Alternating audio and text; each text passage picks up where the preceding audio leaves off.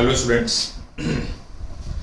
आज हम लोग अपना ट्वेल्थ का फर्स्ट चैप्टर का एक इंट्रोडक्शन लेने वाले हैं। तो जो क्लास ट्वेल्थ में क्या होता है, क्लास ट्वेल्थ में सबसे पहले हम लोग करते हैं electricity, then magnetism, then modern physics and then optics. तो electricity, magnetism, modern physics and optics, ये ट्वेल्थ में 4 ब्रांचेस होती हैं। तो आज हम लोग सबसे पहले अपनी ट्वेल्थ की first branch that is electricity उसको स्टार्ट करेंगे। ठीक है बच्चों, इलेक्ट्रिसिटी का जो वेटेज है किसी भी कंपटीशन में, चाहे वो जे एडवांस हो, चाहे वो जेई मेन हो, चाहे वो नीट एंट्रेंस हो, कोई भी एंट्रेंस हो, इलेक्ट्रिसिटी जो बेसिकली है उसका वेटेज एग्जाम में बहुत ज़्यादा आता है। इसलिए ये हमारे लिए कॉम्पिटिटिव पॉइंट ऑफ व्यू से बहुत इंपॉर्टेंट है, और इवन अगर हम अपने 12th बोर्ड्स की बात भी करेंगे तो उसके लिए भी हमारे लिए बहुत इंपॉर्टेंट है। ठीक है, तो बच्चों आज मैं स्टार्ट करता हूं अपना इलेक्ट्रिसिटी का जो फर्स्ट इंट्रोडक्शन है उसको मैं भी लूंगा। आज मैं स्टार्ट करता हूं। बच्चों क्लास 11th में आप लोगों ने सबसे पहले पढ़ा होता है mechanics, because mechanics is the backbone of physics. भाई हमारी बॉडी की जो मेन बैकबोन है ना, ये चीज स्पाइनल कॉर्ड। वैसे ही क्या है, अगर ये नहीं है, ये गड़बड़ है, तो हम बिल्कुल बेकार हो गए। वैसे ही अगर हमें फिजिक्स में कमांड करना है तो नेचुरली सबसे पहले हमको जो फिजिक्स की बैकबोन है, ये वो ब्रांच जो हमको अल्टीमेटली हमेशा काम आएगी, क्लियर हो, किसी भी जगह पर काम आएगी, वो पहले करनी पड़ेगी, जो उसका बेस होगा, दैट इज मैकेनिक्स। तो बच्चों आप लोगों ने जब मैकेनिक्स पढ़ी थी तो मैकेनिक्स क्या थी? Mechanics is the study of rest and motion of matter. Mechanics जो टर्म था, ठीक है ना, मैकेनिक्स टर्म जो था, yes, mechanics term is derived from matter. Mechanics term को ड्राइव किससे किया गया है? मैटर से ड्राइव किया गया है। And the study of rest and motion of matter is known as mechanics. इससे आप लोग 100% अवेयर हैं, पहले कर चुके हैं क्लास 11th में, कि study of rest and motion of matter के रेस्ट और मोशन की स्टडी करना ही मैकेनिक्स वाली ब्रांच होती है। क्लियर होगा? नाउ मैटर, बच्चे मैटर की अगर हम बात करें, ठीक, क्लियर है ये? तो अगर हम मैटर की बात करते हैं तो सबसे पहले बात ये आती है कि व्हाट इज मैटर। तो सबसे पहले बच्चों मुझे बताइए कि मैटर क्या होता है। यस, कुछ मुझे एक्सप्लेन करिए, बताइए कि व्हाट इज मैटर क्या है।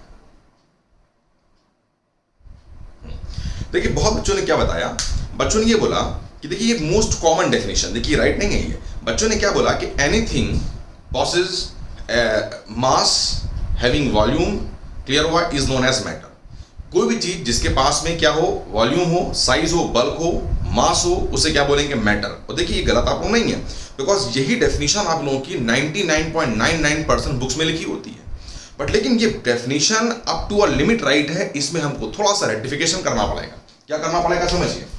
देखिए mechanics is derived from matter. अब बच्चों आप लोगों ने केमिस्ट्री में एक चैप्टर होता है एटॉमिक स्ट्रक्चर, क्योंकि ये जो फॉर्मूला है कि हमारे फिजिक्स में भी आएगा, बट फिजिक्स में, मॉडर्न फिजिक्स में आएगा, काफी आगे आएगा, बट केमिस्ट्री आप लोग पहले से कर चुके होते हैं इसको आप एटॉमिक स्ट्रक्चर में, कि there exist 2 types of masses and they are related as m equals to m0 over square root of 1 minus v square by c square.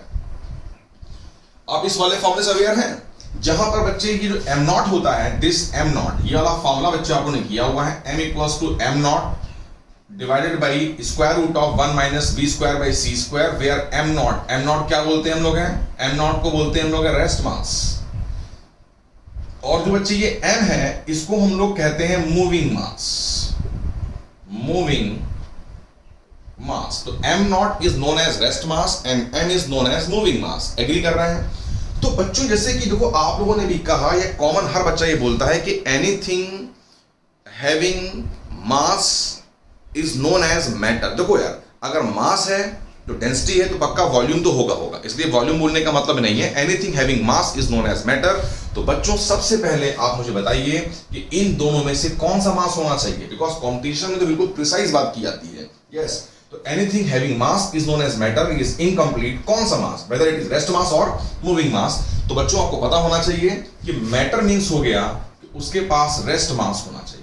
Most important point, इस पॉइंट को आप मार्क कर लीजिए, note कर लीजिए, बहुत बहुत बहुत इंपॉर्टेंट पॉइंट है ये, यस, मैटर के लिए मास नहीं, ना ना ना, मैटर के लिए क्या होना चाहिए, मैटर के लिए रेस्ट मास होना जरूरी है। यस, मूविंग मास से हम कभी भी जज नहीं कर सकते हैं कि वो बॉडी मैटर है या नहीं है। एग्री करते हैं? क्लियर हुआ मैंने क्या बोला हुआ है? अगर उसके पास रेस्ट मास है तभी वो मैटर हो सकता है, अदरवाइज किसी कीमत पे वो मैटर नहीं हो सकता है। ठीक है, तो बच्चों पहले मैंने बताया आपको, बिकॉज हमको मैटर की नीड पढ़ने वाली है इसलिए मैंने क्लियर किया। तो बच्चों दो बातें आती हैं, या तो उसके पास में रेस्ट मास होगा मतलब क्या हो गया, जीरो नहीं होगा। रेस्ट मास है मतलब है, 1 है, 2 है, 3 है, 4 है, जीरो नहीं है। और या तो क्या होगा, उसके पास अंडर टेस्ट जब मैं करूंगा तो रेस्ट मास जीरो आ जाएगा। बच्चों का रेस्ट मास नहीं है, रेस्ट मास क्या मैंने बोला, रेस्ट मास नहीं है, रेस्ट मास जीरो है, तो वो मैटर नहीं है, तो कंसेप्चुअली उसको हम लोग बोलते हैं वेव। और रेस्ट मास अगर है तो उसको हम क्या बोलेंगे, matter. This is the main difference between the matter and wave. देखिए कंसेप्ट्स आपके बहुत क्लियर होने चाहिए। Basic difference between the matter and wave is the rest mass. If rest mass exist, clear हुआ, then it is matter. If rest mass doesn't exist तो क्या हो गया, ये वेव हो गया।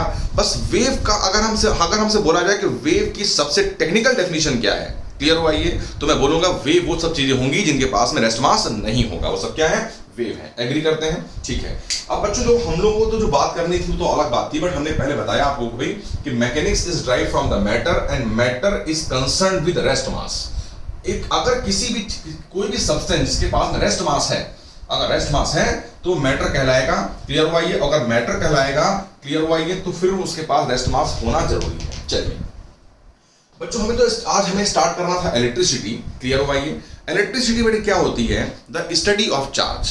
इलेक्ट्रिसिटी क्या होती है बेटे, स्टडी ऑफ चार्ज, क्लियर हुआ ये, स्टडी ऑफ चार्ज। अगर हम चार्ज की स्टडी करेंगे तो उसको हम क्या बोलेंगे, उसको हम बोलेंगे इलेक्ट्रिसिटी, क्लियर हुआ। स्टडी करना, किसकी स्टडी करना, चार्ज की स्टडी करना। तो अगर हम चार्ज की स्टडी करेंगे तो उस ब्रांच का नाम क्या हो गया, इलेक्ट्रिसिटी हो गया। एग्री करते हैं? बात समझ में आई? अब देखिए भाई बच्चों बात ये आएगी कि चार्ज क्या है उसकी बात बाद में करेंगे हम लोग। यार किसी की हम स्टडी कर रहे हैं, मीन्स हम उसका इंटरव्यू ले रहे हैं। भाई बात तो वही है, अगर मैं किसी का इंटरव्यू ले रहा हूं मीन्स क्या हो गया, मैं उसकी स्टडी कर रहा हूं, क्लियर है। स्टडी करेंगे तो वो दो बातें आएंगी। अगर हम किसी का इंटरव्यू लेंगे, किसी ऐसी बॉडी का, बहुत फेमस बॉडी होगी, इसका इंटरव्यू अगर हम लेंगे तो दो बातें आएंगी, दो केस बनेंगे। या तो हम इंटरव्यू दोनों लोग बैठ के लेंगे, मतलब मेरे रिलेटिवली वो बंदा जो इंटरव्यू दे रहा है वो रेस्ट पे है। कभी कभी ऐसा भी हो सकता है कि बहुत बिजी है वो, तो वो आगे आगे जा रहा है, तो मैं चलते चलते उसका इंटरव्यू ले रहा हूं। एग्री करते हैं? इस बार वो बंदा जिसका हम इंटरव्यू ले रहे हैं वो मोशन स्टेट पे है, मेरे अकॉर्डिंगली वो बार बार क्या कर रहा है, मूव कर रहा है। एग्री करते हैं? दो बातें हो सकती हैं। वैसे यहां पर भी अगर हम चार्ज की स्टडी कर रहे हैं तो नेचुरली सी बात है, दो केस बनेंगे कि चार्ज या तो रेस्ट पे होगा या चार्ज मोशन कंडीशन पे होगा। तो study of charge is known as electricity. अब अगर चार्ज रेस्ट पे है तो study of charges at rest is known as electro means charge electrostatics. क्या बोलेंगे इस बार, वो इलेक्ट्रोस्टैटिक्स है। क्लियर हुआ? इसका मतलब इलेक्ट्रोस्टैटिक्स के जो भी फार्मूले आएंगे, जो भी हम थ्योरी बनाएंगे, वो सारे फार्मूले थ्योरी केवल तभी होल्ड करेंगी जब चार्ज ऑब्जर्वर के रिस्पेक्ट में कैसा होगा, रेस्ट पे होगा। एग्री करते हैं? While the study of charges in motion, अगर हम चार्जेस मोशन में हैं तो इलेक्ट्रोडायनेमिक्स, इलेक्ट्रोकाइनेटिक्स। और बच्चों अगर करंट चलती है, अगर चार्ज मूव करता है, चार्ज चलता है, तो उनको पता है कि flow of charge is known as current. Yes, तो अगर चार्ज मूविंग कंडीशन पे है तो उसको हम बोल सकते हैं इलेक्ट्रोडायनेमिक्स, इलेक्ट्रोकाइनेटिक्स, या चार्ज के मूव करने से क्या प्रोड्यूस हुआ, करंट। तो current part of electricity, current electricity. तो सबसे पहले बच्चों अगर आप देखें तो हम कह सकते हैं कि जो इलेक्ट्रिसिटी थी, यस आप इसको ड्रॉ भी कर सकते हैं, नोट कर सकते हैं।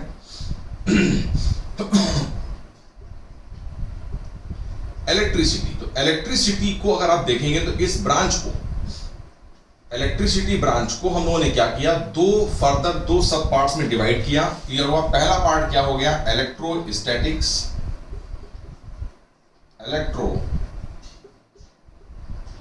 Statics, right. And second part की अगर मैं बात करूंगा तो उसको बोल सकते हैं हम लोग हैं इलेक्ट्रोडायनेमिक्स, इलेक्ट्रोकाइनेटिक्स, या नॉर्मली जो है वो यूज होता है करंट इलेक्ट्रिसिटी,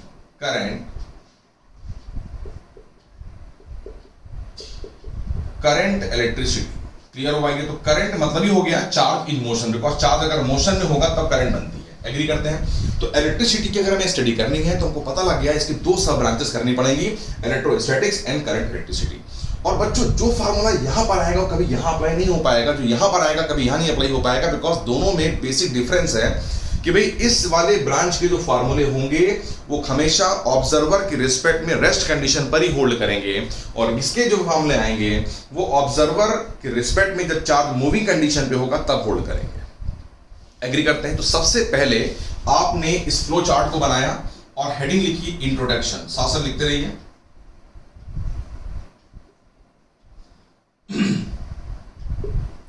इंट्रोडक्शन, तो इंट्रोडक्शन में सबसे पहले आप नोट करिए the study of charges is known as electricity.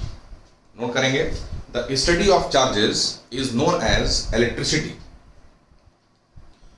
ठीक है, फुल स्टॉप। आगे लिखिए the study of charges at rest, देखिए कंडीशन आ गई ना, study of charges at rest is known as electrostatics, is known as electrostatics. Comma लगाइए, while the study of charges in motion, while the study of charges in motion is known as electrodynamics or electrokinetics or current electricity or current electricity। Clear हुआ ये? तो जो भी मैंने discuss किया उसको note कर लिया पहले आप लोगों ने, और इस फ्लो चार्ट को प्रिपेयर कर लिया होगा कि इलेक्ट्रिसिटी की दो सब ब्रांचेस बनेंगी, इलेक्ट्रोस्टैटिक्स एंड करंट इलेक्ट्रिसिटी। ठीक है, तो बेटे फिजिक्स में हर चीज लॉजिकल होती है। आप बच्चों पहले मुझे ये बताइए कि आप किसी अननोन बंदे का, जिसको आप पहले से जानते नहीं है, उसका, बिकॉज ये ब्रांच अभी हमारे लिए बिल्कुल नई है, इसको मैं जानता नहीं हूं, है ना, तो अगर मुझे किसी अननोन बंदे का इंटरव्यू लेना हो, जिसके बारे में मैं पहले से कुछ नहीं जानता हूं, तो बताइए इंटरव्यू इफेक्टिव कंफर्टेबल कब हो पाएगा? जब वो रेस्ट में बैठ करके हमको इंटरव्यू देगा, कि जब वो मूव करते करते हमको इंटरव्यू देगा? आप बिल्कुल सोचिए। यस, बिल्कुल सही है। देखिए क्या बताया आप लोगों ने, वेरी गुड, बिल्कुल सही है कि भाई क्या है ये, जब वो हमारे रिस्पेक्ट में रेस्ट पे होगा, बैठ करके अगर हम इसका इंटरव्यू लेंगे तो हमको इंटरव्यू बहुत इफेक्टिव हमारे लिए होगा, हम उसके बारे में जान सकते हैं। मान लीजिए अगर वो अचानक दौड़ के जा रहा है और हम भी इसके साथ में दौड़ करके इंटरव्यू ले रहे हैं, उसका हम लोग हैं, क्लियर हुआ, तो इफेक्टिव इंटरव्यू उतना अच्छा नहीं हो पाएगा। हाँ, जब हम उसको जान जाएंगे, एक बार मेरी उस बंदे से फ्रेंडशिप हो जाएगी, दोस्ती हो जाएगी, उसके बाद में अगर कहीं दौड़ के मूव करके जा भी रहा है और फिर मैं उसका इंटरव्यू ले रहा हूं, तो अगर उसने कुछ कोड वर्ड में मुझसे कुछ बोला तो मैं उसका फ्रेंड बन चुका हूं, तो मैं उसको डिकोड भी कर लूंगा कि अच्छा हाँ यार ये बोल रहा है। एग्री करते हैं? तो वैसे ही बताइए आप मुझको कि अगर आपके लिए ये पूरी ब्रांच आपके लिए बिल्कुल नई है, तो इलेक्ट्रोस्टैटिक और करंट इलेक्ट्रिसिटी में सबसे कंफर्टेबली आप पहले किसे क्लियर करना चाहेंगे? पहले आप किसकी स्टडी करना चाहेंगे बताइए? यस, वेरी गुड, पहले हम स्टडी करना चाहेंगे इलेक्ट्रोस्टैटिक्स की। क्यों? बिकॉज इसमें चार्ज रेस्ट पे होगा, तो रेस्ट में बैठ करके उसका इंटरव्यू लेना आसान हो जाएगा। जब हमारी उसकी दोस्ती हो गई, मैंने इस पूरी ब्रांच को पढ़ लिया, तो मैं चार्ज के बारे में बहुत कुछ जान गया। अब मैंने क्या करा, चार्ज को मूव करा दिया अपने रिस्पेक्ट में। अगर चार्ज मूव करेगा तो जिन एक्स्ट्रा प्रॉपर्टीज को, मैंने क्या बोला, जिन एक्स्ट्रा प्रॉपर्टीज को, जो प्रॉपर्टीज स्टैटिक कंडीशन वो मैंने नोट करनी हुई है। अब देखा भाई कि स्टैटिक कंडीशन के साथ साथ जब चार्ज मूव किया तो उसने यार ये 4 न्यू प्रॉपर्टीज को शो किया। दैट मींस क्या हो गया, ये 4 न्यू प्रॉपर्टीज केवल तभी आ पाएंगी जब चार्ज ऑब्जर्वर के रिस्पेक्ट में मोशन में होगा। एग्री करते हैं? तो उसके बाद में हम वो जो मोशन के थ्रू आने वाली प्रॉपर्टीज होंगी उनकी भी स्टडी इजीली कर लेंगे। क्लियर हुआ ये? तो बताइए सबसे पहले हम क्या पढ़ते हैं, इलेक्ट्रोस्टैटिक्स। देखिए बुक में पहले क्या पढ़ाया जाता है, इलेक्ट्रोस्टैटिक्स, और बाद में क्या पढ़ाया जाता है, करंट इलेक्ट्रिसिटी, बिकॉज उसका लॉजिक है। लेकिन बच्चों अगर आप ध्यान दें, ठीक है, ये तो क्लियर हो गया कि हमें इसकी स्टडी करने के लिए सबसे पहले पढ़ना पड़ेगा इलेक्ट्रोस्टैटिक्स। बट अगर आप ध्यान दें तो दोनों में एक बात कॉमन आ रही है। चाहे मैं इलेक्ट्रोस्टैटिक्स की बात करूं, चाहे मैं करंट इलेक्ट्रिसिटी की बात करूं, दोनों में एक बात कॉमन आ रही है, चार्ज। अगर आप ध्यान देंगे तो दोनों में एक बात कॉमन क्या आ रही है, चार्ज आ रही है। Study of charges at rest, study of charges in motion. Agree करते हैं? क्लियर हुआ? तो सबसे पहले अगर आपके मन में बात आएगी कि सर चीज चार्ज क्या है, आप मुझसे पूछेंगे कि sir what is charge, charge क्या है नाउ, तो सबसे पहली इंट्रोडक्शन के बाद में आपकी हेडिंग बनेगी चार्ज। आप साथ हेडिंग लिखते रहिएगा, चार्ज। क्लियर हुआ ये? तो फर्स्ट हेडिंग क्या बन गई बेटे आपकी, चार्ज। क्लियर है ये?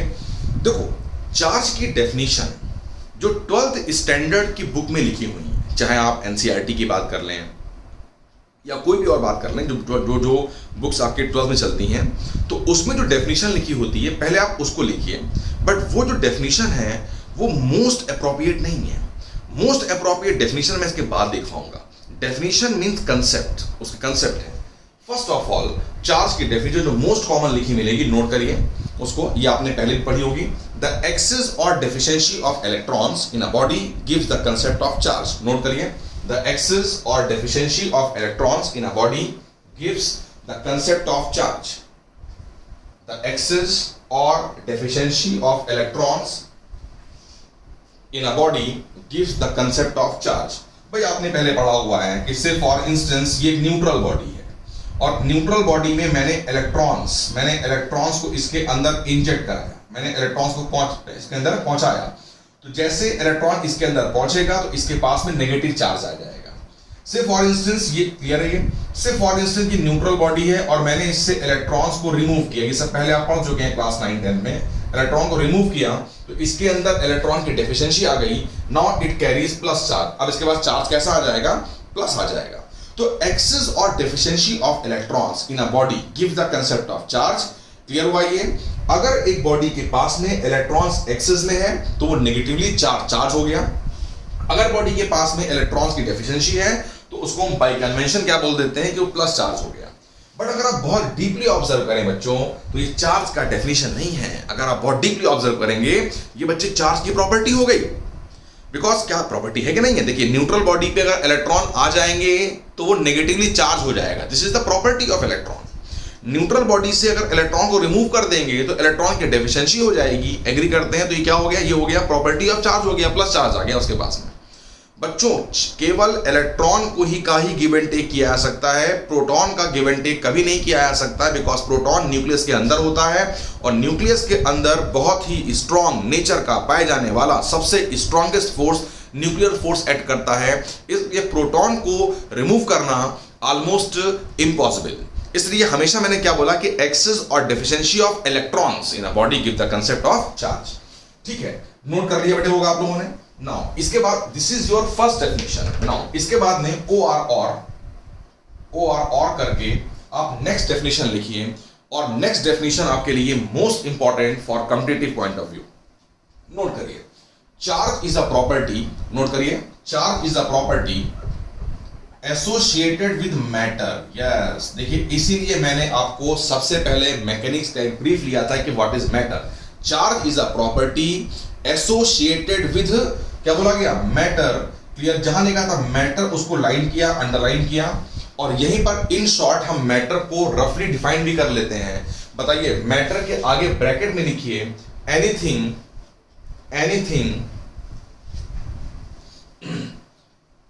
Having rest mass.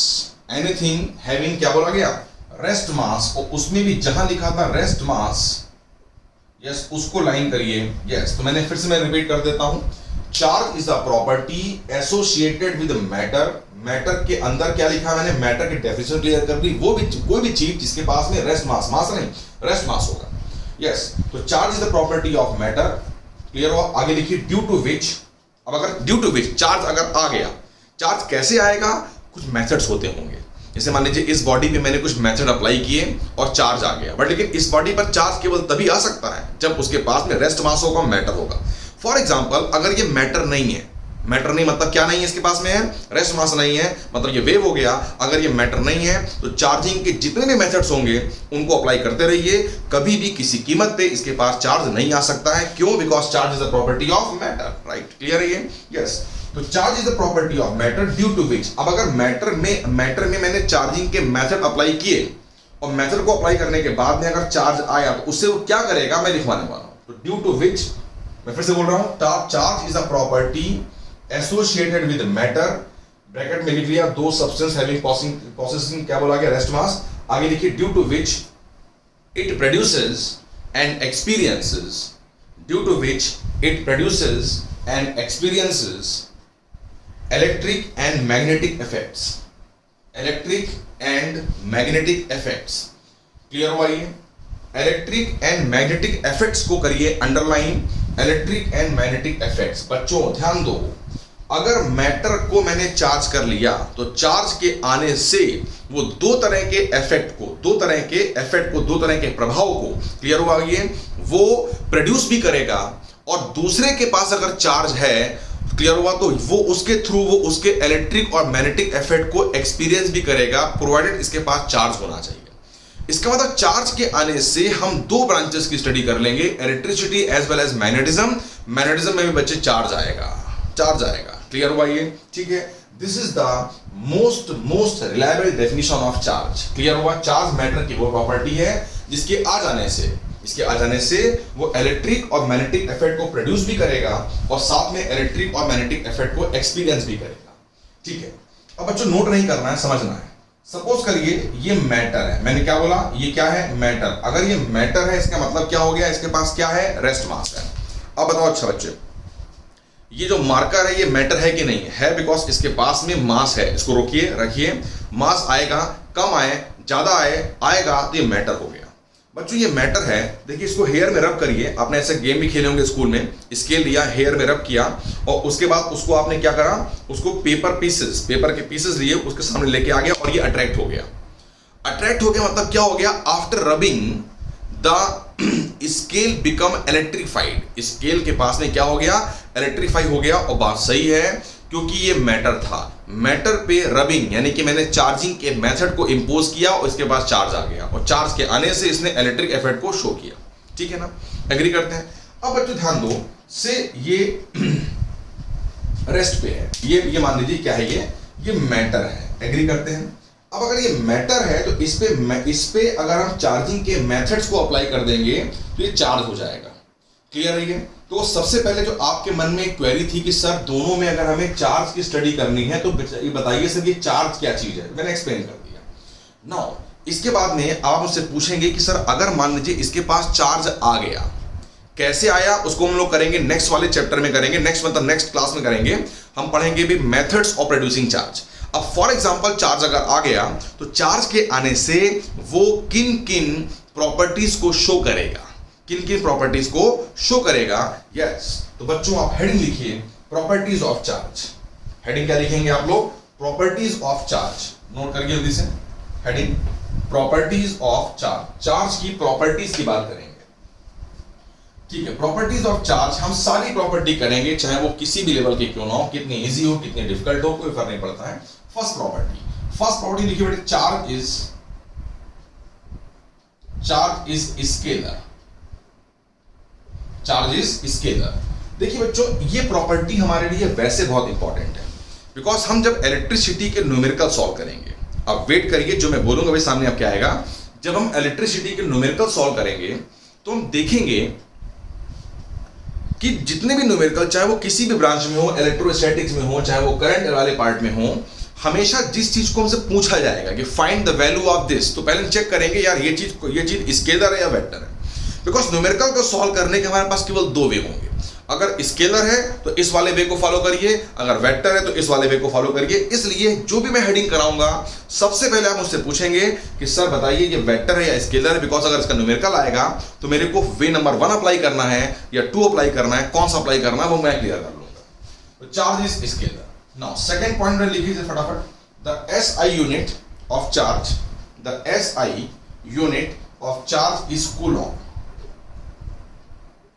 SI unit of charge is Coulomb, ठीक, क्लियर। इसका सिंबल बेटे होता है कैपिटल C, यस, कॉमा लगाइए। While it's CGS unit, CGS centimetre gram second, अपने कोर्स में सिलेबस में केवल 2 यूनिट्स हैं, SI यानी कि SI या MKS और दूसरा होता है CGS। तो while it's CGS unit is stat Coulomb,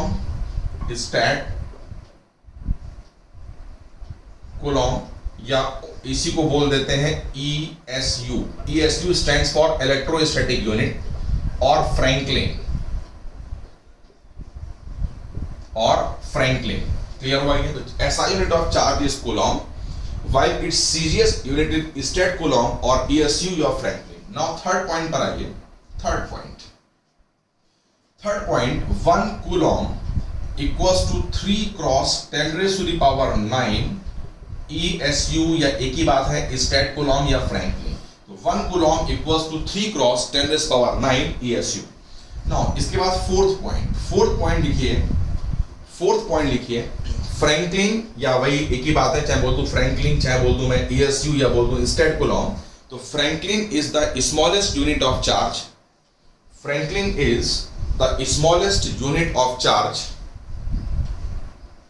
while Franklin is the smallest unit of charge,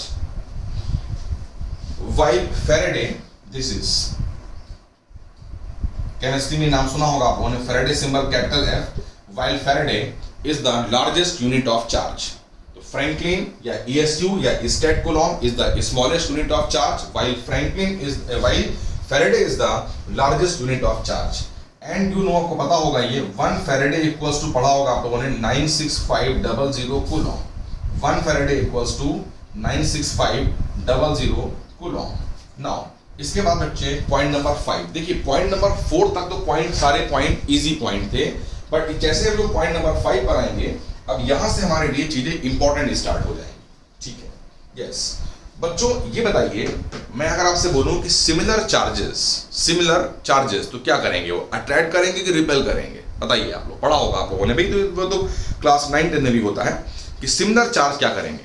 yes ठीक है भाई, आपने कहा कि सिमिलर चार्ज रिपेल करेंगे, वेरी गुड। और अपोजिट चार्ज क्या करेंगे? अट्रैक्ट करेंगे। बच्चों ध्यान दो, जो आपने कहा अगर मैं बोलूं कि गलत है तो आपको मानना पड़ेगा। मैंने पूछा सिमिलर चार्ज, तो अभी जब आप देखिए एक दिन में सारा आ जाए ऐसा नहीं हो सकता है। सिमिलर चार्जेस में अट्रैक्ट और रिपेल, बट हाँ अगर वो सिमिलर चार्जेस है, से प्लस प्लस है या माइनस माइनस है, तो प्रोबेबिलिटी ऑफ रिपल्शन ज्यादा होगी, बट लेकिन रेयरली समटाइम्स ऐसा हो सकता है कि वो सिमिलर होने के बावजूद भी अट्रैक्ट कर जाएं। ऐसे ही अपोजिट चार्जेस अगर हैं तो दे मे अट्रैक्ट और रिपेल, बट अगर अपोजिट है तो probability of attraction is more than that of repulsion. ये कंफर्म है। लेकिन तेरा ध्यान दो, मैंने पूछा क्या था? Similar charges. मैंने कभी ये नहीं बोला था कि सिमिलर पॉइंट चार्जेस, मैंने कभी ये नहीं बोला था कि अपोजिट पॉइंट चार्जेस। मैं किसको फोकस कर रहा हूं बताइए इस बार? चार्ज को कि पॉइंट चार्ज को? यस, पॉइंट चार्ज को। क्लियर हुआ ये? तो concept should be very very clear. देखिए पहली बात तो हम जितने भी फॉर्मूले पढ़ेंगे they are directly valid for point charges. जो भी थ्योरी बनाई जाती है वो बनाई जाती है पॉइंट चार्ज के लिए, लेकिन जब हम क्वेश्चन करेंगे, क्वेश्चन पढ़ेंगे, तो हमको ये ध्यान देना पड़ेगा कि लैंग्वेज वाइज हम लोगों को ये न्यूमेरिकल या थ्योरी वाली प्रॉब्लम जो भी है उसमें चार्ज बोला गया है या पॉइंट चार्ज। चार्ज बोला गया है तो बच्चे ये पॉइंट चार्ज भी हो सकता है, चार्ज एक बॉडी पर भी हो सकता है, बॉडी के पास साइज होता है, पॉइंट के पास साइज नहीं होता है, दोनों में फर्क आ जाएगा। अब आप प्रॉपर्टी लिखिए, प्रॉपर्टी नंबर 5 लिखिए, सिमिलर पॉइंट चार्जेस, और जहां लिखा बैठे हुआ है पॉइंट चार्जेस उसे करिए अंडरलाइन। सिमिलर पॉइंट चार्जेस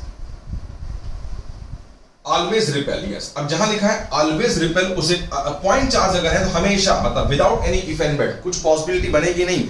हाँ, लेकिन अगर वो पॉइंट चार्ज है तो similar point charges always repel, while opposite point charges always attract, while opposite point charges always attract। opposite point charges दोनों जगह पर जहां बच्चे लिखा है पॉइंट चार्ज उसको लाइन करते रहिएगा। ये कंसेप्ट्स हैं, मोस्ट इंपॉर्टेंट पॉइंट। क्लियर हुआ ये? हाँ, अब आपके मन में एक बात आएगी कि सर अगर चार्ज बॉडी पर है तो कैसा कब होगा कि वो सिमिलर होने के बावजूद भी अट्रैक्ट करेगा? ये हम अपने नेक्स्ट लेक्चर में करेंगे, नेक्स्ट क्लास में करेंगे, ठीक है ना? यस। नाउ इसके बाद बच्चे पॉइंट नंबर 6 पर आइए।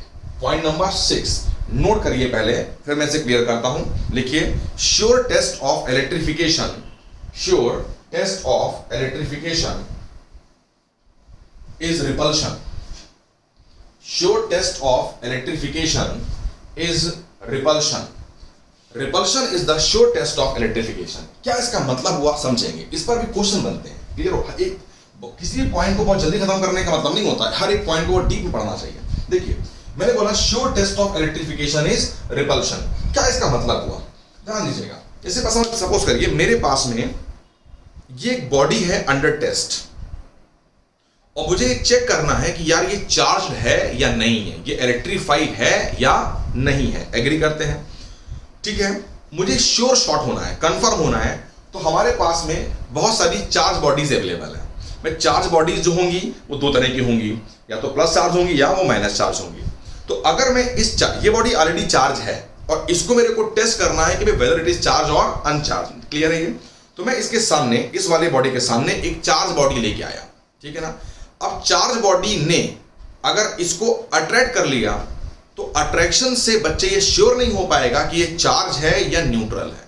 बट लेकिन अगर इस चार्ज बॉडी ने इसको रिपेल कर दिया तो ये कंफर्म हो गया कि ये इलेक्ट्रीफाइड है। ये मीनिंग कहने का है, क्लियर हुआ ये? तो रिपल्शन से ये कंफर्म हो जाता है कि ये जो बॉडी अंडर टेस्ट है वो इलेक्ट्रीफाइड है और इस पे चार्ज जो आएगा उसका साइन प्लस या माइनस वो इससे मैच कर जाएगा। अगर ये प्लस था रिपेल कर दिया तो ये प्लस हो गया, माइनस था रिपेल कर दिया, माइनस था रिपेल कर दिया तो ये माइनस हो गया, ये वाली बॉडी। लेकिन अगर मैं प्लस चार्ज को लेकर के आया हुआ हूं और मैंने इसको रखा पास में और ये अट्रैक्ट हो गया, क्लियर हुआ? तो अट्रैक्शन से ये कंफर्म नहीं हो पाया कि ये नेगेटिव चार्ज है।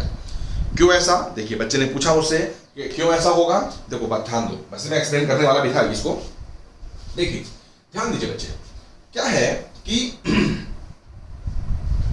यार ये बताओ चार्ज, क्या जो मैं कह रहा हूं इसको ध्यान दीजिएगा, चार्ज अगर होगा तो हमेशा रेस्ट मास होगा। बताइए इस बात से आप एग्री कर रहे हैं? अभी मैंने बताया बेटे आप लोगों को, charge is the property associated with matter, तो मैटर मतलब रेस्ट मास तो होगा। और बच्चों यार ये बताओ, अगर दो मासेस होंगे, ये बॉडी जो है अंडर टेस्ट है बट ये मैटर तो है ना, बिकॉज चार्ज की मैं बात कर रहा हूं तो ये मैटर तो होना ही चाहिए। अगर ये मैटर ही नहीं है तो इसको हम कभी टेस्ट करने का सवाल ही पैदा नहीं होता है कि चार्ज है कि अनचार्ज है, पक्का या अनचार्ज होगा। तो दो ये मासेस हो गए ना, और ये चार्ज बॉडी पक्का ऑलरेडी है ही है, चार्ज है तो पक्का मास तो होगा। तो दो मासेस जो बच्चे होंगे, आपने पढ़ा हुआ है कि दो मासेस के बीच में फोर्स ऑफ ग्रेविटेशन आता है, दो मासेस के बीच में फोर्स ऑफ ग्रेविटेशन आता है और ग्रेविटेशन फोर्स इज ऑलवेज, बोलिए always, yes very good, always attractive in nature. Gravitational force is always attractive in nature, clear हुआ ये? हाँ, लेकिन बच्चों ये भी पता आप लोगों को है कि ग्रेविटेशनल फोर्स नेचर का सबसे पाए जाने वाला सबसे वीकेस्ट फोर्स है। ग्रेविटेशनल फोर्स से फार मोर इलेक्ट्रोमैग्नेटिक फोर्स होता है और इससे भी बहुत बड़ा फोर्स होता है न्यूक्लियर फोर्स। एग्री करते हैं? तो ये बताइए, अगर इलेक्ट्रिक फोर्स भी इन्वॉल्व हो रहा है और ग्रेविटेशनल फोर्स भी इन्वॉल्व हो रहा है तो डोमिनेटिंग फोर्स कौन सा बताइए होगा? यस वेरी गुड, कौन सा हुआ? इलेक्ट्रिक फोर्स हुआ। एग्री करते हैं? अब बच्चों क्लियर हो गया आपको? क्लियर हो गया? देखिए ये बॉडी तो ऑलरेडी चार्ज थी ना, ये सिर्फ फॉर इंस्टेंस इस पर चार्ज प्लस है, बिकॉज मेरे को पता है ये चार्ज प्लस है। अब मैं इसके सामने इस मार्कर को लेके आया और इस डस्टर ने इस मार्कर को अट्रैक्ट कर लिया। यार दो पॉसिबिलिटी बन गई, क्यों? या तो ये अनचार्ज है, अनचार्ज अगर होगा तो इनके बीच में इलेक्ट्रिक फोर्स तो नहीं आएगा, बिकॉज इलेक्ट्रिक फोर्स तो तभी आ पाएगा जब दोनों चार्ज हो। लेकिन ये चार्ज है और ये मैटर है, तो इनके पास, दोनों के पास मास है, तो मास से भी फोर्स ऑफ ग्रेविटेशन आ जाएगा जो अट्रैक्टिव होता है। और अगर अट्रैक्ट कर गया तो एक पॉसिबिलिटी और भी बन सकती है कि ये दोनों अपोजिटिवली चार्ज हो, से ये प्लस है तो ये माइनस होगा, तब भी आ सकता है। तो अट्रैक्शन से हमें कंफर्म नहीं हो पाता है, अट्रैक्शन से ये क्लियर हो पाता है कि या तो ये वाली बॉडी उस चार्ज बॉडी की अपोजिटिवली चार्ज है या न्यूट्रल है। लेकिन अगर इस वाली चार्ज बॉडी ने, से प्लस चार्ज है ये, इसको रिपेल कर दिया तो कंफर्म है कि इसके ऊपर इलेक्ट्रिक फोर्स भी आ रहा होगा, बिकॉज ग्रेविटेशनल फोर्स तो आएगा। लेकिन इलेक्ट्रिक फोर्स और ग्रेविटेशनल फोर्स में कौन सा फोर्स डोमिनेटिंग होता है? इलेक्ट्रिक फोर्स, बात उसकी मानी जाएगी। तो रिपल्शन से क्लियर हो गया कि इसमें एक डोमिनेटिंग फोर्स एग्जिस्ट कर रहा है जो ग्रेविटेशनल फोर्स को ओवरपावर कर रहा है। कौन सा फोर्स है? इलेक्ट्रिक फोर्स है। तो sure test of electrification is repulsion. बच्चों इतना इंपॉर्टेंट पॉइंट कैसे है? बहुत सारे क्वेश्चन आपको ऐसे मिलेंगे कि आपके पास में 5 बॉल्स हैं, 1 2 3 4 5, बहुत सारी बॉल्स हैं, ये इसको रिपेल, ये पेयर रिपेल कर रहे हैं, ये पेयर अट्रैक्ट कर रहे हैं, तो बताइए इस बॉल पर चार्ज कितना होगा? क्लियर है ये? तो अगर ये बॉल, बताइए इस पे चार्ज पूछ रहा है, तो हम बताइए अट्रैक्शन वाले पेयर से अपनी प्रॉब्लम को स्टार्ट करेंगे कि रिपल्शन वाली पेयर से अपनी प्रॉब्लम को स्टार्ट करेंगे? यस, रिपल्शन वाली पेयर से अपनी प्रॉब्लम को स्टार्ट करेंगे, बिकॉज रिपल्शन ही श्योर टेस्ट होता है इलेक्ट्रिफिकेशन का। तो इससे हमको प्रॉब्लम को स्टार्ट करने का एक प्लानिंग तैयार हुई कि हाँ यार हम रिपल्शन वाले पेयर को लेकर के ही सॉल्व करेंगे, तभी हम चार्ज को एग्जैक्टली जान पाएंगे। एग्री करते हैं? नाउ नेक्स्ट पॉइंट पर आइए, पॉइंट नंबर 7। पॉइंट नंबर 7 लिखिए, चार्ज इज कंजर्व्ड। क्या लिखेंगे? Charge is conserved. चार्ज क्या है, कंजर्व है, प्रॉपर्टी है, पढ़ा होगा आप लोगों ने, चार्ज कंजर्व है, क्लियर हुआ ये, चार्ज इज कंजर्व, क्लियर है ये। अब इसको बच्चे नोट पहले करिए ढंग से इसको, फिर मैं इसको एक्सप्लेन करूंगा। चार्ज इज कंजर्व, ठीक है, फुल स्टॉप, आगे लिखिए, लिखिए ये चार्ज इज कंजर्व, लिखिए दैट इज का सिंबल लगाइए, दैट इज का सिंबल लगाया, that is the total charge, that is the total charge of the universe is conserved, that is the total charge of the universe is conserved। जहां बेटे लिखा है total charge उसे करिएगा underline, that means the total charge of the universe is conserved, ठीक है। मैं इसको एक्सप्लेन करूंगा, फुल स्टॉप, आगे लिखिए, it means charge can neither be created nor destroyed in isolation, it means charge can neither be created nor destroyed in isolation। जहां बेटे लिखा हुआ है इन आइसोलेशन, उसे करिएगा डबल लाइन करिएगा, इन आइसोलेशन। देखो सबसे पहले जो मैंने पॉइंट लिखाया हुआ है, एक बार इसको आप सेल्फ रीड करिए। प्रॉपर्टी क्या होती है कि चार्ज इज कंजर्व्ड, चार्ज कैसा है, कंजर्व्ड है। इसका मतलब क्या हो गया कि चार्ज इज कंजर्व्ड का मतलब हुआ गया total charge of the universe is conserved. मैंने कभी नहीं बोला कि total plus charge of the universe is conserved, मैंने कभी नहीं बोला total negative charge of the universe is conserved, मैंने कभी नहीं बोला कि total number of charge particles are conserved. ये कंजर्व नहीं है। यूनिवर्स का ना प्लस चार्ज कंजर्व है, ना माइनस चार्ज कंजर्व है, ना यूनिवर्स में पाए जाने वाले total number of charge particles conserve है। केवल कंजर्व क्या है, net charge, sum of charges. Charges को ऐड कर देंगे तो जितना आज है उतना 10 साल पहले भी था, 10 साल बाद में भी आएगा। एग्री करते हैं, ठीक है।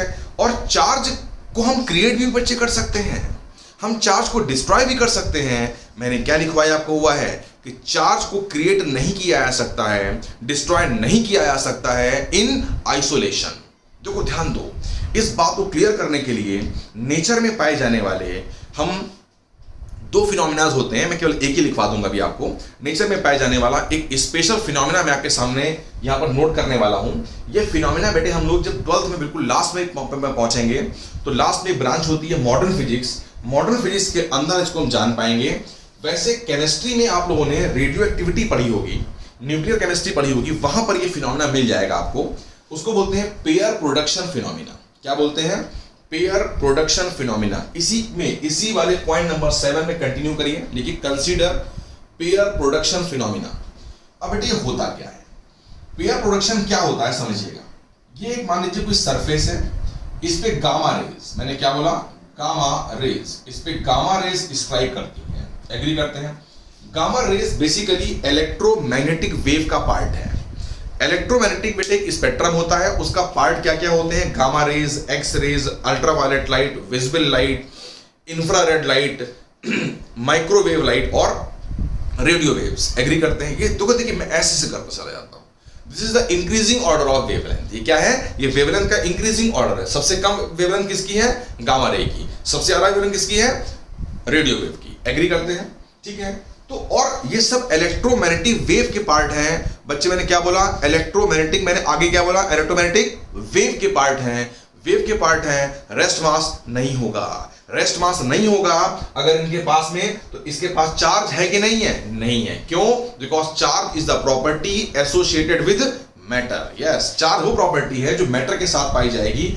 इसका मतलब इलेक्ट्रोमैग्नेटिक वेव जो गामा रे हैं वो चार्जलेस हैं, ठीक है। क्या देखा गया, ये फिनोमेना ऑब्जर्व किया गया। फिजिक्स बहुत चीजें एक्सपेरिमेंट बेस्ड होती हैं। तो जैसे ये गामा रेज इस पे स्ट्राइक करें तो क्या देखा, रेयरली, कभी कभी, बहुत हमेशा नहीं होगा, रेयरली ऐसा होगा कि इससे इलेक्ट्रॉन और पॉजिट्रॉन पेयर, उससे दो चार्ज पार्टिकल, इलेक्ट्रॉन आप साथ से नोट भी कर सकते हैं, और E प्लस, इसको बोलते हैं पॉजिट्रॉन का पेयर, ये बाहर निकलता है, बनता है। तो ओवरऑल अगर हम देखेंगे तो गामा रे से कन्वर्ट हुआ, क्या बना, इलेक्ट्रॉन। आप साथ से नोट भी करते रहिए, एंड पॉजिट्रॉन।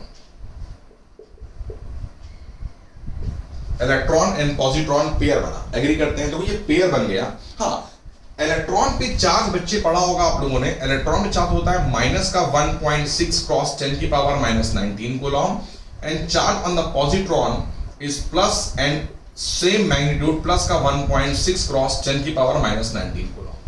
ठीक है बच्चों, नेचर में इसका रिवर्स भी होता है, उसको बोलते हैं पेयर एनिलेशन, उसमें 2 गामा रेज बनती हैं, वो बात की बात है। अब इस एग्जांपल को देखिए, बताइए प्रोसेस के पहले चार्ज पार्टिकल्स नहीं थे, लेकिन इस प्रोसेस के बाद में 2 चार्ज पार्टिकल्स एक्स्ट्रा और क्रिएट हो गए। क्लियर हुआ ये? तो बताइए इस प्रोसेस के बाद में यूनिवर्स में नंबर ऑफ चार्ज पार्टिकल क्या कर गए? इंक्रीज कर गए। मैंने बोला इसका रिवर्स भी होता है। अगर इसका रिवर्स हो जाएगा तो फिर हम क्या बोलेंगे? इस प्रोसेस रिवर्स अगर हो रहा होगा तो बोलेंगे चार्ज पार्टिकल्स बाद में कम हो गए, तो means number of charge particle भी कंजर्व नहीं है। इस प्रोसेस के बाद में जो ये मैंने लिखी हुई है पेयर प्रोडक्शन, इसको क्या बोलते हैं?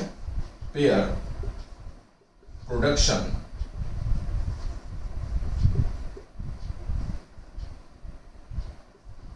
Pair production phenomena. ठीक है, तो इस प्रोसेस के बाद में, इसके होने के बाद में देखिए नेगेटिव चार्ज पहले से कुछ बढ़ गया, बिकॉज पहले तो कोई चार्ज नहीं था, ये गामा रे वेव है, चार्ज नहीं है, और प्लस चार्ज भी कुछ बढ़ गया। लेकिन गौर करिए इस प्रोसेस के पहले बताइए कितना चार्ज था? गामा रेज इलेक्ट्रोमैग्नेटिक वेव का पार्ट है, नो चार्ज। और बताइए नेट चार्ज अभी भी कितना आया? 0 आया, बिकॉज ये कैंसिल कर जाएंगे। तो बताइए प्रोसेस के पहले अगर यूनिवर्स का चार्ज से फॉर एग्जांपल 100 कूलॉम था, तो प्रोसेस के बाद भी देखो, देखिए यूनिवर्स का नेट चार्ज 100 का 100 आया, बिकॉज नेट चार्ज अभी 0 यहां पर आया एक्स्ट्रा, तो जितना पहले था उतना ही बाद में हुआ। क्लियर हुआ? लेकिन यूनिवर्स का नेगेटिव चार्ज भी इंक्रीज कर गया, प्लस चार्ज भी इंक्रीज कर गया, नंबर ऑफ चार्ज पार्टिकल भी इंक्रीज कर गए। मोस्ट इंपॉर्टेंट पॉइंट, तो चार्ज इज कंजर्व्ड का मतलब क्या हुआ? Net charge, total charge of the universe is conserved. Plus charge conserve नहीं है, नेगेटिव चार्ज कंजर्व नहीं है, number of charge particle conserve नहीं है। और बच्चों चार्ज को क्रिएट भी मैंने कर दिया। देखिए इस प्रोसेस में चार्ज क्रिएट हो गया, negative charge extra, plus charge भी क्रिएट हो गया। बच्चों इसका रिवर्स भी होता है, उसको बोलते हैं पेयर एनिलेशन। वहां 2 गामा रे बन जाती हैं। अगर रिवर्स हो रहा होगा तो बोलूंगा चार्ज को हमने डिस्ट्रॉय कर, नेगेटिव चार्ज डिस्ट्रॉय हो गया, प्लस डिस्ट्रॉय हो गया। लेकिन अगर इसमें देखिए मैंने नेगेटिव चार्ज को क्रिएट किया है, तो इक्विवेलेंट उतना ही प्लस चार्ज भी क्रिएट हो गया, ताकि नेट चार्ज ऑफ यूनिवर्स कैसा रहे? कंजर्व रहे, बैलेंस रहे। शायद मेरा पॉइंट क्लियर हो गया होगा।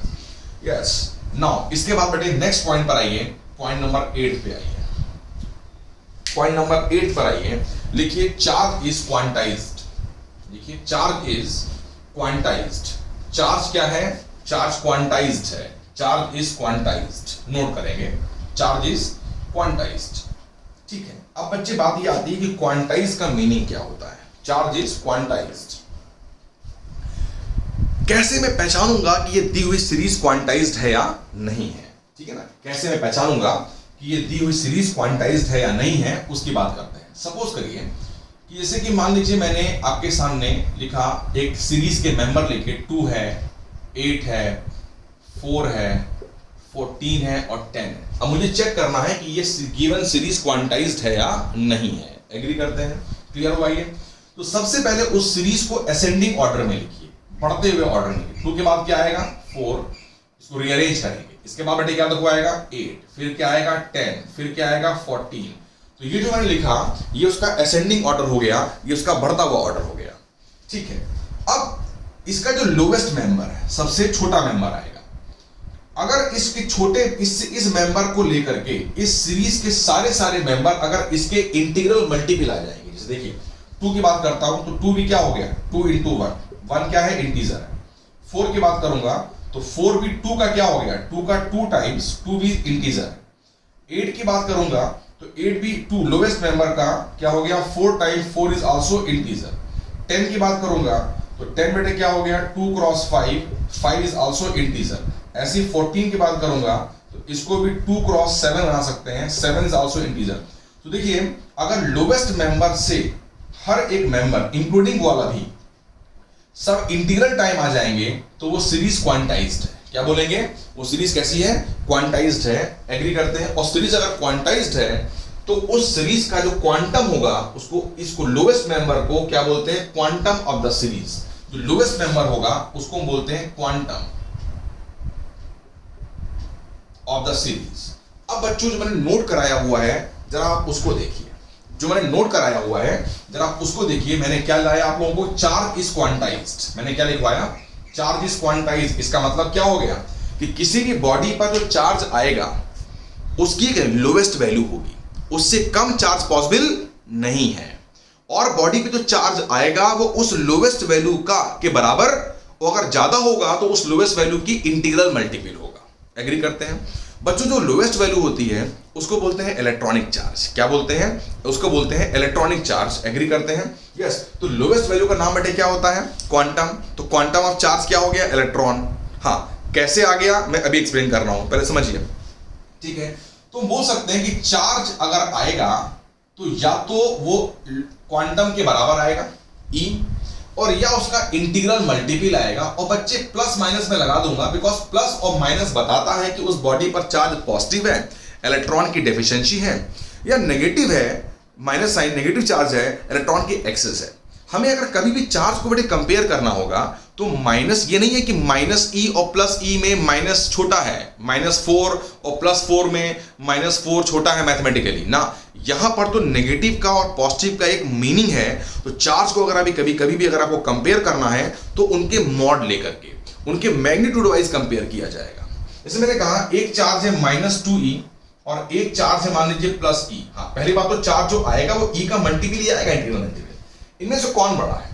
तो मैथ्स नहीं चलेगी कि मैथ्स में ये नेगेटिव छोटा हो गया ये बड़ा हो गया। इन दोनों का मॉड निकालिए। अब इसका बेटे मॉड कितना आ जाएगा? 2e, और इसका मॉड कितना आएगा? e। यस, बताइए कौन बड़ा हो गया? ये वाला। तो ये वाला चार्ज इससे बड़ा है। तो चार्ज को अगर हमें कभी कंपेयर करना है तो हमेशा उनके मैग्नीट्यूड में कंपेयर किया जाता है। तो charge on any body is always an integral multiple of E, जहां पर ये जो n होगा, n ये क्या आ गया? ये हो गया इंटीजर 1 2 3 एंड सो ऑन। तो n belongs to an integer. Agree करते हैं? ये हो गया चार्ज इज क्वांटाइज्ड का मीनिंग हो गया। एग्री करते हैं? ठीक है ना? यस।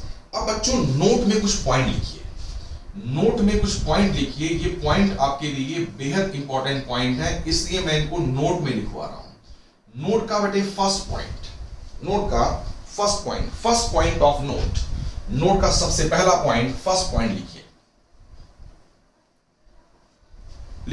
ये जैसे बच्चे ने पूछा था कि सर ये आपने कैसे कह दिया कि भाई चार्ज का क्वांटम E है, कैसे आया? मैं लिखवाने वाला हूं। लिखिए पहले, चार्ज इज क्वांटाइज्ड, नोट करिए, चार्ज इज क्वांटाइज्ड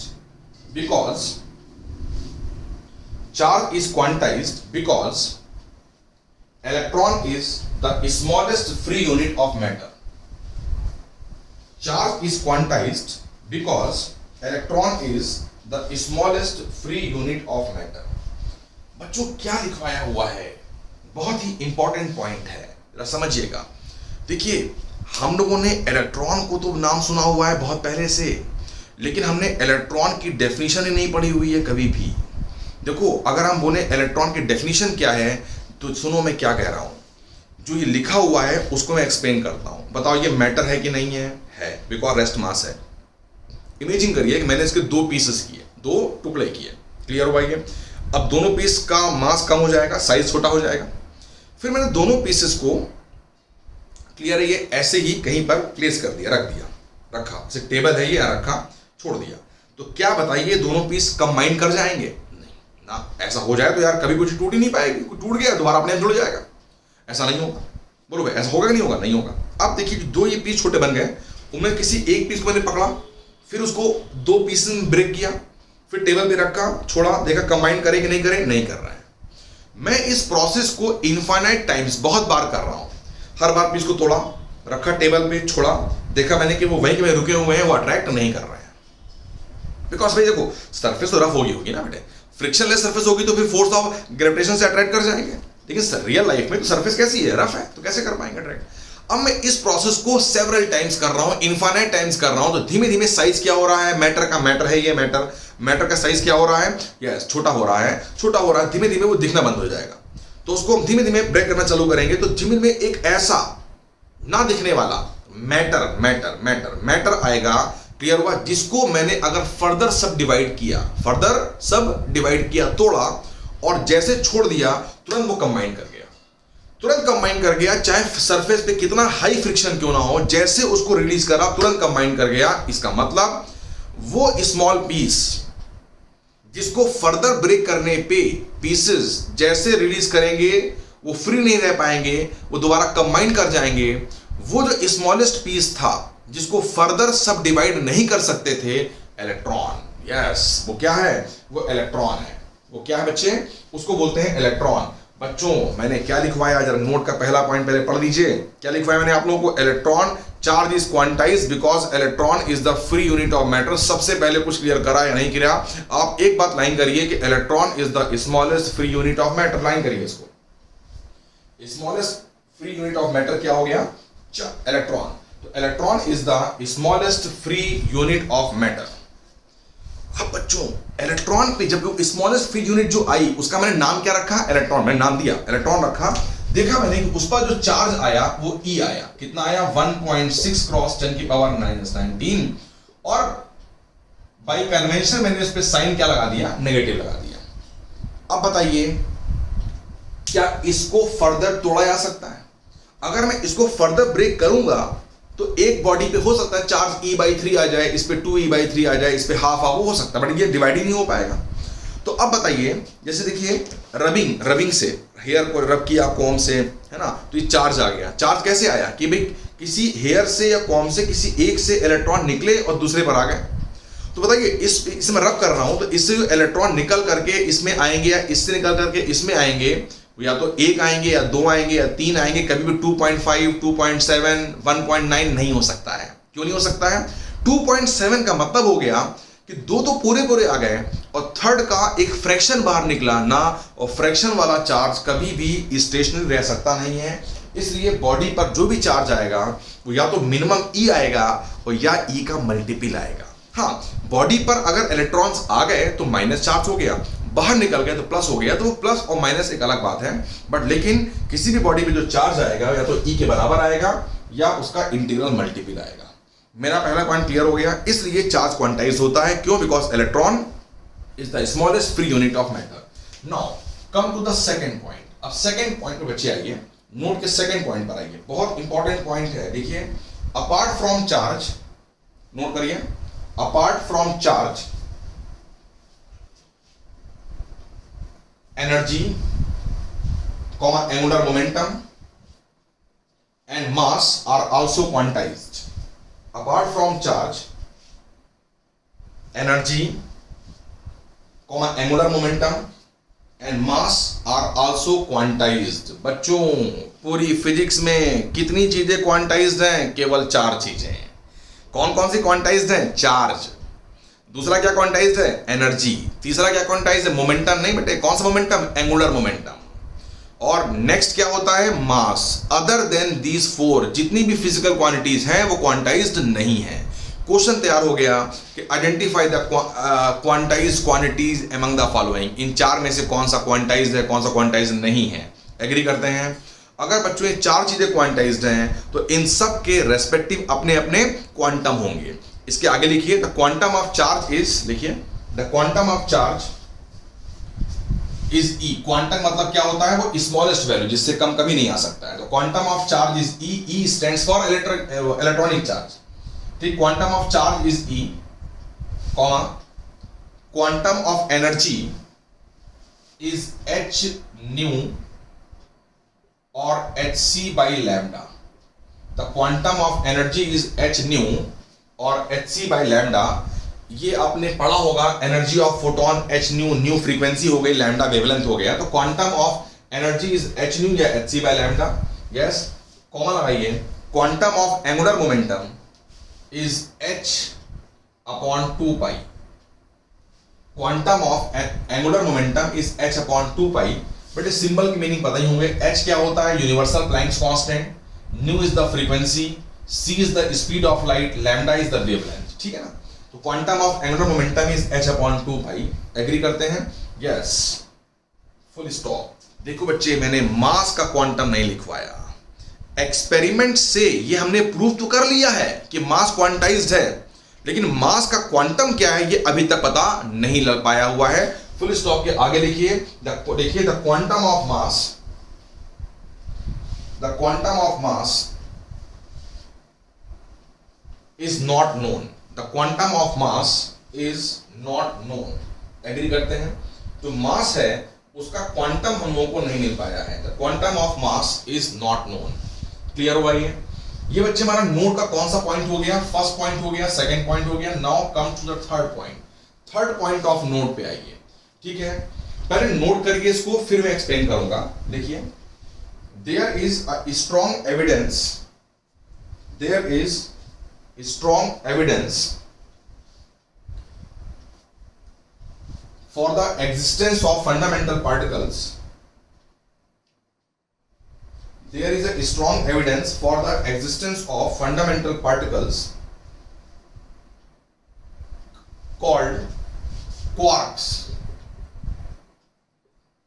उन्हें क्या बोलते हैं? क्वार्क्स बोलते हैं. एग्री करते हैं? कुछ फंडामेंटल पार्टिकल नाम सुना होगा, इलेक्ट्रॉन है, प्रोटॉन है, न्यूट्रॉन है. वैसे ही फंडामेंटल पार्टिकल क्वार्क्स भी आते हैं. देखिए, दैट हैव charges, quarks आगे लिखे that have charges plus minus e by 3 and plus minus 2e by 3. कुछ फंडामेंटल पार्टिकल ऐसे पाए गए, रिसर्च हुई, पता लगा कि जो फंडामेंटल पार्टिकल्स हैं लेकिन उनपे चार्ज जो इलेक्ट्रॉनिक चार्ज e का फ्रैक्शन 1/3 2/3 आ रहा है. ठीक है ना? क्लियर हुआ ये? ठीक है, एग्री करते हैं? अब इसको आगे नोट कर लीजिए. प्लस माइनस दिखा, फुल स्टॉप. आगे लिखिए, बट दीज पार्टिकल्स, इनका नाम क्या होता है? Quarks. But these particles always exist, these particles always exist in combination. These particles always exist in combination, and combination always have charge, and combination always have charge in multiple of E, and combination always have charge in multiple of E. Important point. अब क्या मतलब है यार समझिएगा. कुछ हमको fundamental particle मिले ऐसे, क्या बोलते हैं? क्वार्क, जिन पे चार्ज जो पाया गया वो फ्रैक्शन 1/3 2/3 टाइम्स ई आया. तो हमें ऐसा लगता है कि ये चार्ज के क्वांटाइजेशन को वायलेट कर रहा है, जबकि ऐसा नहीं है. हमने देखा कि ये जो पार्टिकल्स होते हैं वो पेयर में पाए जाते हैं, कॉम्बिनेशन में पाए जाते हैं. और जो कॉम्बिनेशन में नेट, जैसे मान लीजिए एक क्वार्क पे चार्ज है e/3 और दूसरे पर है 2e/3. ऐसा नहीं हो पाएगा कि प्लस e/3 और माइनस 2e/3 एक साथ पाया जाए. ये ऑब्जर्व किया गया. तो ये ऐसे आए, इनको ऐड करिए, बताइए कितना चार्ज आ गया? e आ गया. अब माइनस वाला जो होगा वो माइनस के साथ नहीं पाया जाएगा कॉम्बिनेशन में. तो कंबाइन करने पर देखो, देखिए अभी भी जो है, क्योंकि कभी अकेले पाए जाते नहीं है. आइसोलेट e/3 पॉसिबल नहीं है. आइसोलेट प्लस 2e/3 या माइनस 2e/3 नहीं, कभी तक देखा नहीं गया है. ये दोनों अलग अलग तो है, एक साथ. जैसे एक रूम है, उसके अंदर अलग अलग e/3 और 2e/3 है, इनको अलग नहीं कर सकते हैं हम लोग अभी भी. तो ये कॉम्बिनेशन नहीं पाए जा रहे हैं, और कॉम्बिनेशन पे अभी भी जो चार्ज आ रहा है वो e का मल्टीपल ही आ रहा है. इसलिए चार्ज का क्वांटाइजेशन क्वार्क में भी वैलिड है. बच्चों के मन में आता है कि चार्ज का जो क्वांटाइजेशन है वो क्वार्क में वैलिड नहीं है. ऐसा बिल्कुल नहीं है. ठीक है बच्चे, तो ये हम नोट का थर्ड पॉइंट कर लिया. एग्री करते हैं? नाउ इसके बाद बच्चे नेक्स्ट प्रॉपर्टी पर आइए. नेक्स्ट प्रॉपर्टी पर आइए. ये आई थिंक आपकी प्रॉपर्टी नंबर 9 होगी. नेक्स्ट प्रॉपर्टी नंबर शायद 9 होनी चाहिए. ठीक है ना? नेक्स्ट प्रॉपर्टी नंबर 9 लिखिए. इसको पहले समझ लीजिए फिर नोट करिएगा. देखिए प्रॉपर्टी नंबर 9 क्या है कि देखिए क्या है? चार्ज कब होगा बताइए? जब उसके पास क्या होगा बताइए? मास. बिल्कुल सही है. चार्ज कब होगा? जब उसके पास मास होगा. ठीक है, तो चार्ज अगर है तो डेफिनेटली उसके पास मास होगा. ठीक है, यस. तो चार्ज अगर है तो देखिए या तो ये रेस्ट पे होगा. आप साथ साथ नोट भी करते रहिएगा. नेक्स्ट पॉइंट मैं यहां लिख देता हूं. देखिए, ठीक है, चार्ज का सिंबल होता है Q. चार्ज है तो पक्का मास तो होगा, because charge is a property of matter means rest mass. ये देखो, इसमें दो केस बन सकते हैं. पहले तो या तो ये रेस्ट में होगा, और या ये चार्ज Q जो होगा, या ये चार्ज है Q, ये चार्ज मोशन कर रहा होगा. साथ से नोट भी करते रहिएगा. ठीक है, ताकि टाइम से हो. अब बच्चों जो चार्ज है मोशन में अगर होगा तो इसमें भी देखो, देखिए दो पॉसिबिलिटी बनेगी कि जो चार्ज है, ये जो चार्ज है वो ऐसे मोशन कर रहा है कि उसकी वेलोसिटी कांस्टेंट है, वो कांस्टेंट वेलोसिटी से मोशन कर रहा है, मतलब उसका एक्सीलरेशन कितना है, 0 है। एग्री करते हैं? ठीक है। और दूसरा ऐसा भी हो सकता है कि जो चार्ज पार्टिकल है क्यों, ये कुछ ऐसे मूव करे, तो ये तो रेस्ट पे है, रुका हुआ है, और ये चार्ज पार्टिकल मूव कर रहा है, ये चार्ज पार्टिकल कुछ मूव कर रहा है, लेकिन ऐसे मूव कर रहा है कि इसकी वेलोसिटी जो आ रही है वो वेरिएबल है, और बच्चों का वेलोसिटी वेरिएबल है तो एक्सीलरेशन आएगा, मतलब 0 नहीं आएगा। इसको बोलेंगे एक्सीलरेटेड चार्ज पार्टिकल। इसको क्या बोलेंगे बताइए? ये क्या हो गया? ये हो गया अनएक्सीलरेटेड चार्ज पार्टिकल, ये है एक्सीलरेटेड चार्ज, और ये बच्चे क्या हो गया? Unaccelerated charge. यस। तो अब देखिए, एक्सीलरेटेड जो चार्ज होगा, जो चार्ज एक्सीलरेट करेगा, तो एक्सीलरेटेड जो चार्ज बच्चे है, क्लियर हुआ ये, और ये अनएक्सीलरेटेड चार्ज है, और ये तीन ही केस बन सकते हैं कि या तो रुका होगा, अगर चलेगा मोशन करेगा तो या तो मोशन करेगा विदाउट एक्सीलरेशन या मोशन करेगा विद एक्सीलरेशन। ठीक है? यस। अगर चार्ज रेस्ट पे है, तो चार्ज अगर रेस्ट पे है, क्लियर हुआ ये, तो रेस्ट चार्ज जो होगा प्रोड्यूसेस, बच्चे चार्ज है तो मास तो होगा, और मास की फील्ड कौन सी होती है? Gravitational field. तो वो फील्ड तो बच्चे आएगी। तो अगर हम चार्ज एट रेस्ट तो प्रोड्यूसेस, क्या बोलोगे? प्रोड्यूसेस नंबर 1, पहला तो कॉमन आ जाएगा ग्रेविटेशनल फील्ड,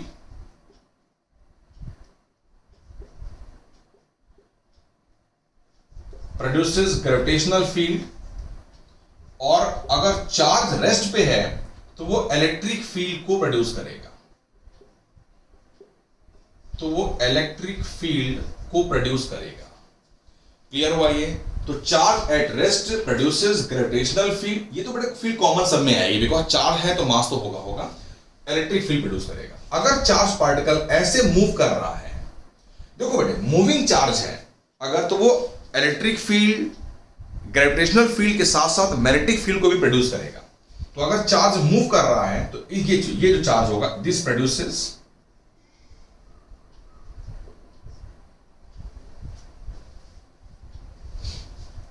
ये क्या करेगा? ये प्रोड्यूस करता है। यस। नंबर 1, पहले तो भाई चार्ज है तो मास तो होगा, ये फील्ड तो कॉमन आ जाएगी।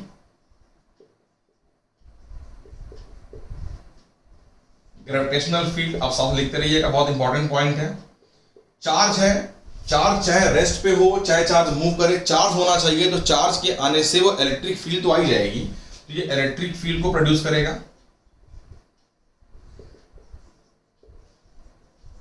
यस। लेकिन अगर मूविंग चार्ज है तो मूविंग चार्ज मैग्नेटिक फील्ड को भी प्रोड्यूस करता है, मैग्नेटिक फील्ड को प्रोड्यूस करता है।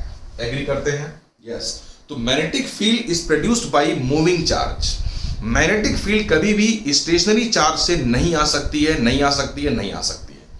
यस। इस पर आइए, ये क्या करेगा? यस। ये जो चार्ज है, ये चार्ज कैसा है? ये चार्ज ऐसा है जिसके पास में एक्सीलरेशन है, ये क्या करेगा? This produces,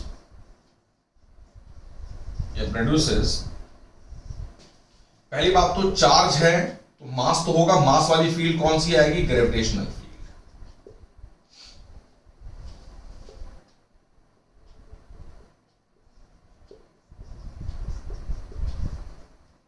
gravitational field. Now इसके बाद में इलेक्ट्रिक फील्ड भी आएगी, बिकॉज इलेक्ट्रिक फील्ड के लिए चार्ज का होना जरूरी है, चाहे चार्ज रेस्ट पे हो चाहे चार्ज मोशन पे हो। ये बताइए, क्या ये चार्ज मोशन तो कर रहा है? अरे मोशन तो कर रहा है, बिकॉज मोशन में वेलोसिटी है, वो तो चेंज भी कर रही है। तो मोशन अगर होगा तो मैग्नेटिक फील्ड भी आएगी, तो मैग्नेटिक फील्ड भी आएगी। यस। लेकिन देखिए, अब अगर चार्ज मोशन कर रहा है, मोस्ट इंपॉर्टेंट पॉइंट, यस, अगर चार्ज मोशन ऐसे कर रहा है कि उसके पास में एक्सीलरेशन आ रहा है, मींस उसकी वेलोसिटी वेरी कर रही है, एग्री करते हैं? यस। तो वो क्या करेगा, वो gravitational field, electric field, magnetic field के साथ साथ प्रोड्यूस करेगा इलेक्ट्रोमैग्नेटिक वेव को। यस, वो electromagnetic wave, EM wave, electromagnetic wave को भी प्रोड्यूस करेगा।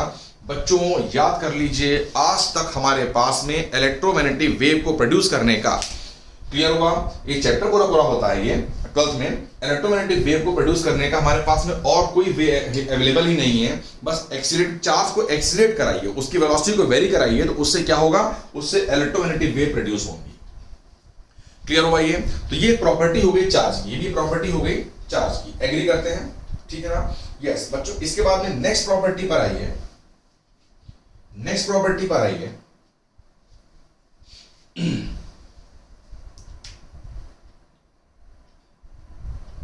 नेक्स्ट प्रॉपर्टी, या ऐसा करिए, इसमें आप एक चीज को मैं थोड़ा और भी आपके सामने थोड़ा सा डीप में लेके जाना चाहता हूं। ठीक है, आप नोट में लिखिए,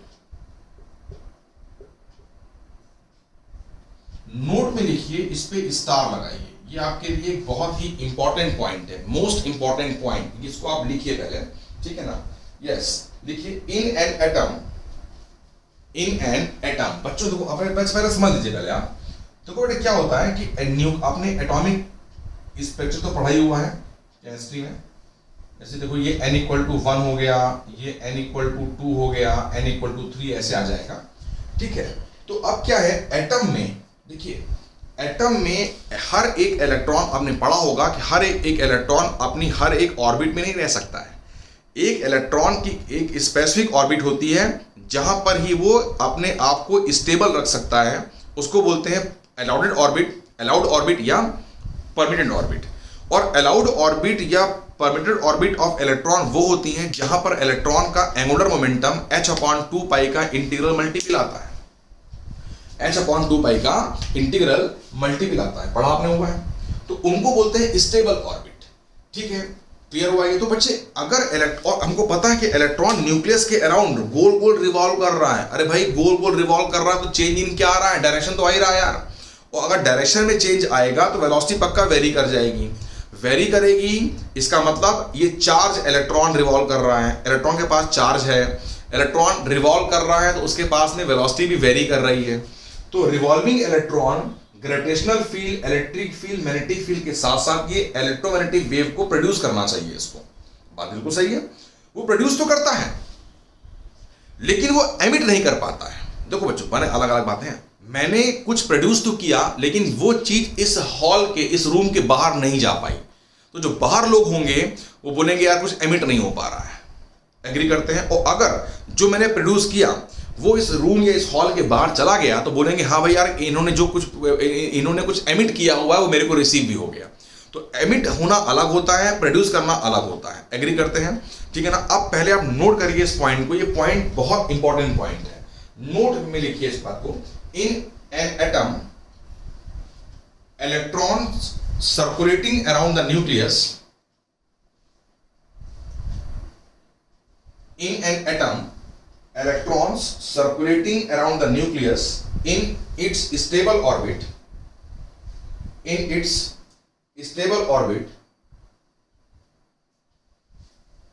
जहां लिखा हुआ है स्टेबल ऑर्बिट उसे करिए underline,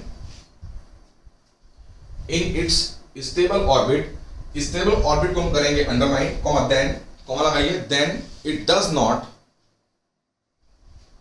emit electromagnetic radiation, it does not emit electromagnetic radiation। तो ये इलेक्ट्रोमैग्नेटिक रेडिएशन को एमिट नहीं करता है। मैंने सुनो बच्चे, एमिट लिखा है, डबल लाइन करिए उसको, प्रोड्यूस नहीं। फंडा बोलता है प्रोड्यूस तो करेगा लेकिन वो एमिट नहीं कर पाएगा। उसको हम आगे देखेंगे कि वहां पर जो वेव बन जाती हैं वो वेव बन जाती हैं स्टेशनरी वेव, इसलिए अभी छोड़ दीजिए उस बात को, बट ये समझिएगा। हाँ, क्लियर हुआ ये? तो ये अब बच्चे के मन में आता है, एग्जामिनर बोलता है कि यार स्टेबल ऑर्बिट में एनर्जी तो एमिट कर नहीं पाता है तो ये वाला पॉइंट फेल हो गया। ऐसा नहीं है, प्रोड्यूस करता है लेकिन वो एनर्जी रिलीज नहीं हो पाती, उस रूम के बाहर नहीं जा पाती, तो बोलेंगे भाई एमिट नहीं कर पा रहा है। एग्री करते हैं? यस बच्चों, इसके बाद में ये हमारा शायद प्रॉपर्टी नंबर आपका 9th हो गया होगा, ठीक है ना? 10th प्रॉपर्टी शायद होगी आपकी, ठीक है? 9th प्रॉपर्टी थी। अब नेक्स्ट प्रॉपर्टी पर आइए, next property number 10th। Next property लिखिए, चार्ज की प्रॉपर्टी हम लोग कर रहे थे, क्लियर हुआ ये? ठीक है ना? यस, देखिए चार्ज इज ऑलवेज एसोसिएटेड, ये हम पहले भी कर चुके हैं, लिख दीजिए charge is always associated with mass. बताओ बच्चे, जो मैंने लिखवाया हुआ है सही लिखवाया हुआ है? नहीं, charge is always associated with mass नहीं, कौन सा मास? Yes, rest mass. तो जाने का था मास, उसके आगे ब्रैकेट में लिखिए rest mass. Charge is always associated with rest मास। इसका मीनिंग क्या हुआ कि अगर कोई किसी भी चीज के अगर किसी के पास रेस्ट मास नहीं है, अगर किसी के पास में रेस्ट मास नहीं है तो उसको किसी भी कीमत पे चार्ज नहीं किया जा सकता है। बच्चों एक क्वेश्चन पूछा जा चुका है कंपटीशन में, फोटॉन्स, नाम सुना है? Photons can never be charged, why? Photons को हम कभी भी किसी कीमत पे चार्ज नहीं कर सकते हैं, व्हाई? क्यों? आंसर आ गया बच्चे। कैसे आंसर आ गया? मैंने पूछा आपको, मैंने बताया कि फोटॉन्स को हम कभी भी चार्ज ही नहीं कर सकते। चार्ज नहीं कर सकते मतलब क्या हो गया कि किसी भी मेथड को अप्लाई करो चार्ज नहीं आ पाएगा, मतलब वो क्या है? वो मैटर, यस, वो मैटर नहीं है, मतलब फोटॉन्स के पास रेस्ट मास नहीं है। इसका आंसर क्या आ गया? आप लिख दे, आप इसका आंसर क्या बोलेंगे कि we know photons do not possess rest mass so they can never be charged, because charge is always associated with rest mass. Agree करते हैं? नाउ नेक्स्ट पॉइंट पर आइए, ये आपका पॉइंट नंबर 11 होगा, ये लास्ट पॉइंट होता है प्रॉपर्टीज ऑफ चार्ज का। लिखिए charge is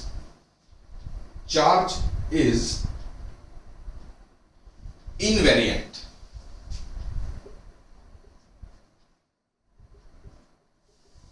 charge is invariant. Charge जो होता है, चार्ज इज क्या बोला गया? इनवेरिएंट। एग्री करते हैं? चार्ज जो है वो इनवेरिएंट है, ठीक है? इसका मतलब क्या हुआ? सॉरी, ये इनवेरिएंट, चार्ज इज क्या बोला गया? इनवेरिएंट, ठीक है? इसको, इसके आगे आप सिंबल लगाइए दैट इज का, that is charge on any object, that is charge on any object is independent of its speed, that is charge on any object is independent of its speed. किसी भी object पे जो charge आएगा वो उसकी speed पे depend नहीं करेगा, तो independent on its speed. Clear हुआ? मतलब अगर एक बार मैंने मेथड ऑफ चार्जिंग को अप्लाई कर दिया, इसके बाद चार्ज आ गया, अब ये रेस्ट में हो चाहे ये मूव करे, कुछ भी हो, जितना चार्ज आ गया वो कभी चेंज नहीं कर सकता है। बच्चों ये मैंने फिनिश करा फर्स्ट लेक्चर इसका, मतलब पहला पार्ट प्रॉपर्टीज ऑफ चार्ज, जिन चीजों को नॉर्मली टीचर बहुत जल्दी खत्म कर देता है और वो डायरेक्टली कूलॉम्स लॉ पे एंटर कर जाता है, बट जबकि ये अगर आप देखेंगे तो ये फाउंडेशन है, ये बिल्कुल बेस है। इसके थ्रू आपको इलेक्ट्रिसिटी, थ्रू इसके आपको मैग्नेटिज्म, इसके थ्रू आपको इलेक्ट्रोमैग्नेटिक वेव का भी आइडिया मिला, तो आपको कम से कम एक क्लियर हुआ कि हाँ यार, कब मैग्नेटिक फील्ड आएगी, कब इलेक्ट्रिक फील्ड आएगी, कब वो इलेक्ट्रोमैग्नेटिक वेव को प्रोड्यूस करेगा, और चार्ज के लिए एसेंशियल चीज रेस्ट मास है, मास नहीं है, रेस्ट मास है। इनको क्लियर किया। अब बच्चों नेक्स्ट क्लास में हम क्या करेंगे, हम मेथड्स ऑफ चार्जिंग को पढ़ेंगे और देन उसके बाद में हम अपने इलेक्ट्रोस्टैटिक्स पे एंट्री करेंगे। क्लियर हुआ ये? बिकॉज इलेक्ट्रोस्टैटिक पे एंट्री करने के पहले चार्ज क्या है, चार्ज की प्रॉपर्टी क्या है, चार्ज को कैसे प्रोड्यूस किया जा सकता है, ये जानना जरूरी है। बेटा इतना रखते हैं हम लोग हैं, और फिर नेक्स्ट लेक्चर में आप लोगों को मैं मेथड्स ऑफ चार्जिंग को आपको एक्सप्लेन करूंगा। ठीक है, इतना रखते हैं बेटा। ठीक है, थैंक यू।